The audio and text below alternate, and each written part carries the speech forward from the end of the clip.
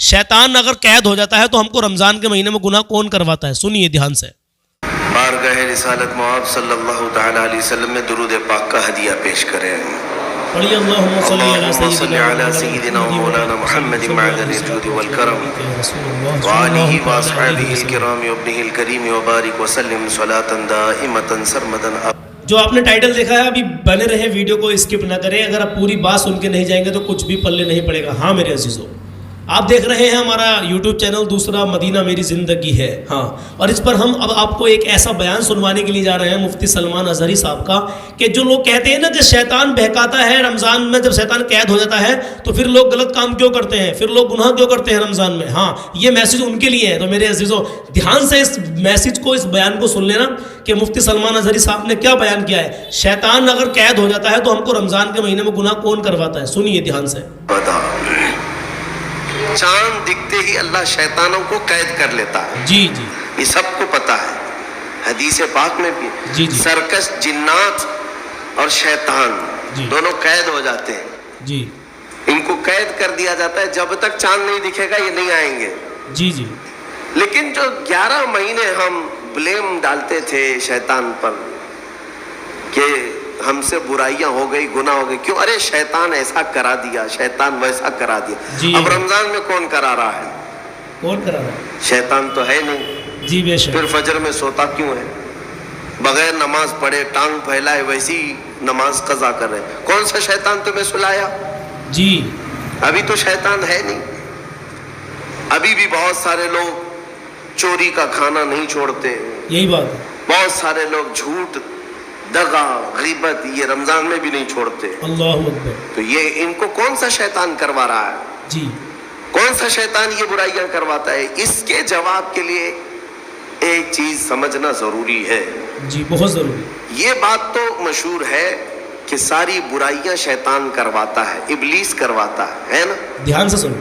لیکن آپ کو وہ واقعہ معلوم ہے جب آدم علیہ السلام کو اللہ تعالیٰ نے پیدا کیا جی بے شک. اور سارے فرشتوں سے کہا کہ سجدہ کرو، کل ہی کی تفسیر میں نے عرض کیا، جی اس میں ابلیس بھی تھا.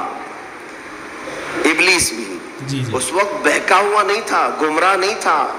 جی. دیکھیے سوچنے والی بات ہے، جب اللہ نے اعلان کیا تھا کہ سب فرشتوں سے کہ آدم کو سجدہ کرو، حضرت آدم کو، تو ان میں ان فرشتوں کے بیچ میں ابلیس بھی موجود تھا. تو اب سنیں کیا کہہ رہے ہیں حضرت. اچھا تھا. ابلیس تو بہت عبادت کرنے والا تھا اللہ تعالیٰ کو.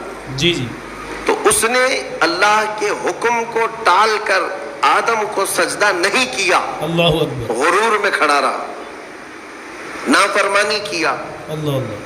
تو اب میں یہ سوال کرتا ہوں کہ ہر ایک جی. کو گمراہ کرنے والا شیطان ہے، تو شیطان کو کس نے گمراہ کیا تھا؟ جی ہاں، یہ بتائیے. اس کو کس نے روکا سجدہ مت کرنا آدم کو؟ جی جی کوئی ہے بہکانے والا؟ ارے وہ تو پہلا ابلیس ہے، اس سے پہلے تو کوئی ابلیس تھا ہی نہیں. جی، تھا ہی نہیں. اس سے پہلے تو کوئی شیطان تھا ہی نہیں. ابھی بنے رہے. شیطان کو کس نے روکا جی کہ تو بڑا ہے، تو بلند ذات والا ہے، آدم مٹی سے بنا ہے؟ یہ خیال کس نے ڈالا؟ جی جی جی کون سا شیطان تھا اس سے پہلے؟ یہی بات سمجھنے کی ہے. جی بتائیے. محدثین نے مفسرین نے فرمایا ابلیس کو جس چیز نے سجدہ کرنے سے روکا وہ نفس امارہ ہے. اللہ وہ نفس ہے جو آج بھی تمہارے ساتھ ہے.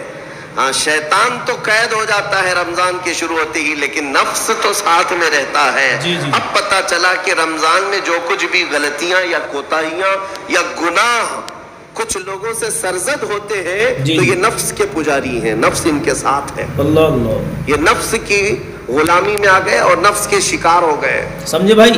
اسی لیے قرآن میں اللہ تعالیٰ نے اپنے رسول سے بھی یہ فرمایا اَرَأَيْتَ مَنِ اتَّخَذَ إِلَٰهَهُ هَوَاهُ أَفَأَنْتَ تَكُونُ عَلَيْهِ وَكِيلًا. اے رسول کیا آپ نہیں دیکھتے کچھ لوگ ایسے ہیں جنہوں نے اپنے نفسانی خواہشات کو اپنا خدا بنا لیا ہے. اللہ اکبر کبیرہ. اپنی خواہشات کو اپنا خدا بنا لیا ہے. اللہ. اے رسول کیا آپ ایسوں کی سفارش کریں گے، ایسے لوگوں کی وکالت کریں گے؟ یعنی رب تبارک و تعالیٰ نے فرمایا کچھ لوگ وہ ہیں جو اپنی خواہشات کی پوجا میں ہیں. کیا مطلب خواہشات کی پوجا؟ کیا مطلب ہے اپنے خواہشات کے پیچھے چلنا؟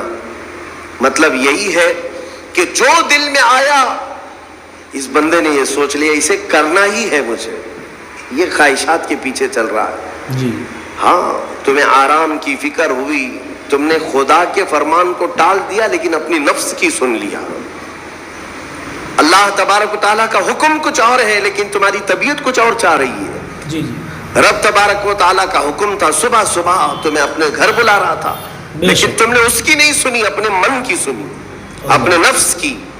تو یہی تو ہوا نفس کی پوجا، یہی ہے نفس کی عبادت، نفس کی پرستش، جس کو قرآن میں کہا گیا ہے کہ کچھ لوگ ایسے ہیں جنہوں نے اپنی خواہشات کو خدا بنا لیا ہے. اللہ اللہ. یہ نفس امارہ جس کے بھی اوپر حاوی ہو جاتا ہے، اچھے اچھوں کو یہ ان کا تقوی بھسم کر دیتا ہے، ایمان سے بھی دور کر جاتا ہے. اس لیے میرے عزیزوں میں جو عرض کرنے جا رہا ہوں وہ یہ ہے کہ ہمارے لیے زندگی میں سب سے بڑا چیلنج، جی سب سے بڑا چیلنج اپنے نفس امارہ سے لڑنا.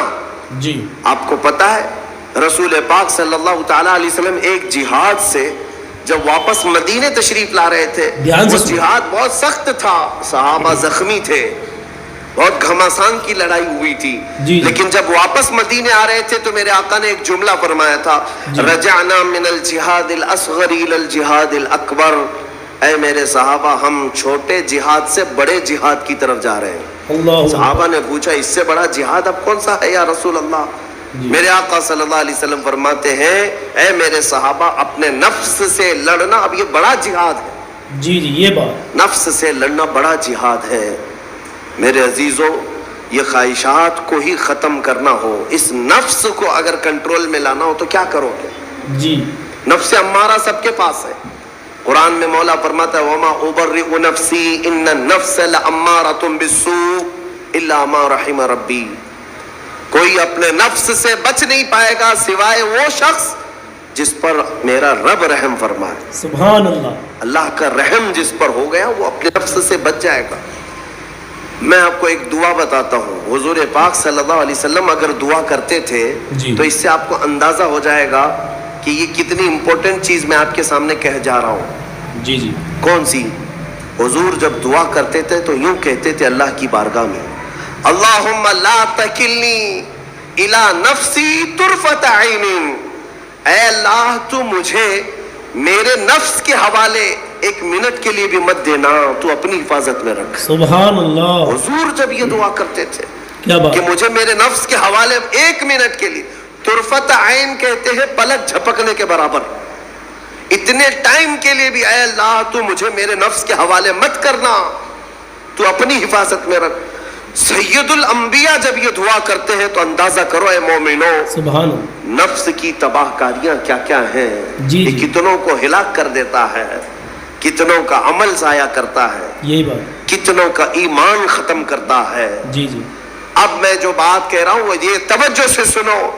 یہ نفس امارہ جس نے شیطان کو بھی گمراہ کیا، جی جی شیطان کو بھی بہکا دیا، یہ نفس آدم کو سجدہ نہ کرنے کا جو غرور پیدا کیا یہی نفس امارہ تھا. جی. اس نفس امارہ کو اگر کوئی کنٹرول کرا سکتا ہے تو وہ ماہ رمضان المبارک. سبحان اللہ. بس یہی ہے رمضان کی فضیلت. رمضان المبارک اس لیے تمہیں دیا گیا کہ بڑی بڑی طاقتیں تمہارے نفس کو قابو میں نہیں کر پائیں گی، لیکن رمضان کے روزے تمہیں کنٹرول میں لے آئیں گے، سبحان میں لائیں گے. اب سمجھ میں آیا کہ روزے کیوں رکھائے جا رہے ہیں؟ ارے گرمیوں کی شدت ہے، ادھر حلق سوکھا جا رہا ہے، اللہ پیٹ پیٹ سے لگ جاتا ہے. ان لوگوں کو پوچھو روزہ کیسا ہوتا ہے جو مزدوری کرتے ہیں، جی ان لوگوں سے پوچھو جو دن بھر کام کاج کرتے ہیں. صحیح بات. میرے عزیزوں روزے رکھنے کے بعد کیا رب تبارک و تعالی کسی کو اس کی طاقت سے زیادہ تکلیف دینا چاہتا ہے؟ جی نہیں میرے عزیزوں، وہ رحمان ہے. اس نے جب تمہیں ماں کے پیٹ میں 9 مہینے رزق دیا تو کیا کائنات میں نہیں دے گا؟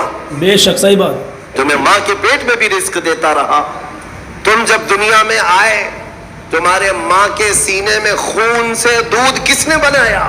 جی جی تمہارے رزق کا انتظام کرنے والا وہ خدا اگر تمہیں حکم دیتا ہے کہ صبح سے لے کر شام تک بھوکے رہو تو یہ اس کا ظلم نہیں بلکہ یہ عین کرم ہے. سبحان اللہ. اللہ تبارک و تعالیٰ کا رحم ہے تم پر بے شک. کہ وہ مولا ہماری اصلاح چاہتا ہے بے شک. کہ ہمارے اندر تقوی آ جائے جسم میں بھی اور روح میں بھی. بے شک. اب ایک اور بات میں آپ کو بتا دوں. جی جی میں نے ایک بات پڑھی تھی نفس کے متعلق. جی جی یہ نفس امارہ، اسی لیے امام غزالی رحمۃ اللہ تعالیٰ علیہ نے فرمایا اللہ کی جو مخلوق ہے وہ تین طرح کی ہے. ایک فرشتے، دوسرے انسان، جی تیسرے جانور. جی جی یہ تین الگ الگ قسم کی مخلوق ہیں کیونکہ اللہ تعالیٰ نے تینوں کو جو چیزیں دی ہیں ان میں فرق ہے. بے شک. فرشتوں کو اللہ نے عقل دیا ہے، نفس نہیں ہے. اللہ. نفس، شہوت، برائی کرنے کی خواہش فرشتوں کے اندر ہے ہی نہیں. وہ سوچ بھی نہیں سکتے برائی کرنے کا. واہ. فرشتوں کو اللہ نے عقل دیا ہے اور عقل عزت والی چیز ہے. سبحان اللہ. اور جانوروں کو اللہ نے نفس دیا ہے، عقل نہیں. عقل والے نہیں ہیں جانور، عقل والے نہیں، لیکن نفس ہے، شہوت ہے. شہوت بھی ہے، نفس بھی. جی لیکن انسان ایک ایسی مخلوق ہے جسے اللہ نے عقل بھی دیا ہے، نفس بھی دیا ہے. سبحان اللہ. مطلب یہ ہے کہ تمہیں اللہ نے ایک چیز فرشتوں والی دی ہے، ایک چیز جانوروں والی بھی دی ہے. سبحان اللہ. کیا بات ہے. دونوں تمہارے اندر ہے، عقل بھی ہے، نفس بھی ہے. بے شک. لیکن امام غزالی فرماتے ہیں توجہ، جی جو بندہ نفس ہونے کے باوجود گناہوں سے اپنے آپ کو بچا لیا جی جی وہ بندہ فرشتوں سے بھی افضل ہے.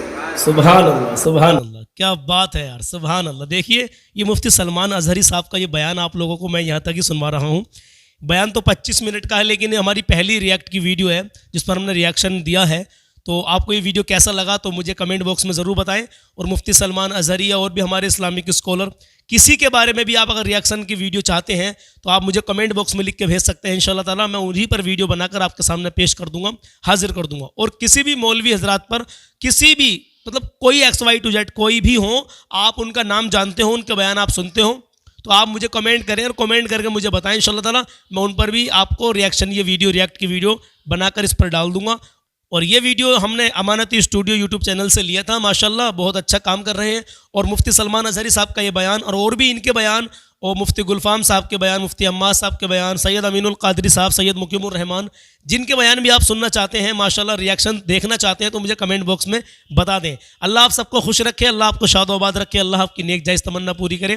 اور اس ویڈیو کو آپ ہمارے فیس بک پیج پر دیکھ رہے ہوں تو فالو کر دیں، اور یوٹیوب چینل پر دیکھ رہے ہوں تو لائک کر دیں اور سبسکرائب بھی کر دیں. انشاءاللہ ملتے ہیں اگلی ویڈیو میں. اپنا خیال رکھیں اور کمنٹ باکس میں اپنی رائے ضرور پیش کریں. اللہ حافظ. اپنا خیال رکھیں.